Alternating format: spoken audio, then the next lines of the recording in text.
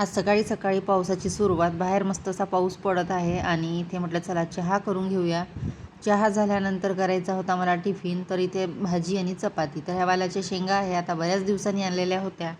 म्हटलं चला आता आज करूया. त्यानंतर तुरीच्या डाळीचा डबा होता, तो घासलेला होता, त्याच्यामध्ये डाळ भरायची होती. आता नंतर लक्षात आलं मी या पिशवीमध्ये न ठेवता डब्यामध्ये ठेवली, तर ते डाळ याच्यामध्ये डब्यामध्ये टाकायला गेली तर अर्ध्यापैकी थोडी डाळ खाली सांडली. म्हणजे ते टाकताना कशी सांडली ती कुणास ठाऊक. आता ते एक काम वाढलं, ते उचलून घेतली आणि डबा छोटा असल्यामुळे डाळ काही पूर्ण त्याच्यामध्ये बसत नाही, तर जेवढी बसली तेवढी डब्यामध्ये ठेवली. त्यानंतर आता चहा झालेला होता, म्हटलं आधी चहा घ्यायचा, त्यानंतरच बाकी कामाला लागायचा. तर इथे बघू शकता चहा मस्त अशी झालेली आहे आणि नेहमीप्रमाणे ब्लॅक टी.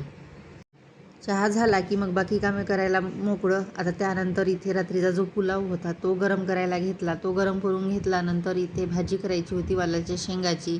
आता साधारणतः 6 ते 7 महिने झाले असेल, तर शेंगा म्हणजे आणलेल्या नव्हत्या आणि हिवाळ्यामध्ये भरपूर प्रमाणात मिळतात. आता पावसाळ्याच्या तरी थोड्याफार मिळतातच त्या. तर खूप दिवसांनी आणलेल्या होत्या आणि ह्या गावावरचा जो आठवडी बाजार केला तिथूनच आणल्या.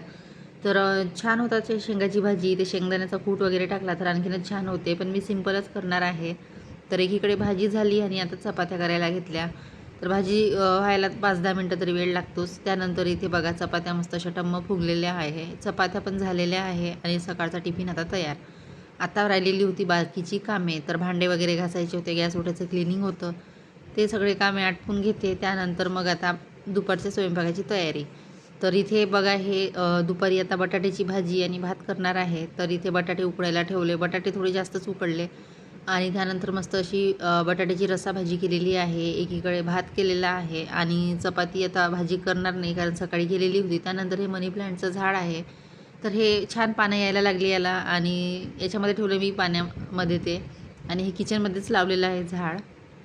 तर त्यानंतर आता दरवेळेस आमच्याकडे रिन साबण किंवा सर्फ एक्सेल असते. यावेळेस वेगळीच आहे स्टारलाईट म्हणून. आता बघू कशी आहे ती, कारण पहिल्यांदाच हे पॅकेट आणलेलं आहे. आता म्हटलं हे वापरून बघते, चांगलं वाटलं तर नेक्स्ट टाईम घेईल, नाही तर तेच. आणि नंतर ही जिलेबी आहे, तर ही काल आणलेली आहे आणि ही तुपातून तळलेली आहे, त्याच्यामुळे नको खावीशी वाटते. पण आता आणलेली आहे तर संपवावी लागणार. आणि ही आमच्याकडे रघुवीरमध्ये मिळते जिलेबी, छान असते तिथली. तर त्यानंतर असं काहीच दुपारचं जेवण होतं, चपाती, भात, बटाट्याची भाजी आणि वालाच्या शेंगा. त्यानंतर बघा बाहेर असं मस्त असं वातावरण आहे, छान हवा सुटलेली, त्यात पाऊस चालू होता बारीक बारीक. तर असं जर वातावरण असतं थोडा थंडावा वाटतो, नाहीतर 8 दिवसापासून नुसता उकाळा. तर चला मग इथेच व्हिडिओला एंड करते. Bye bye.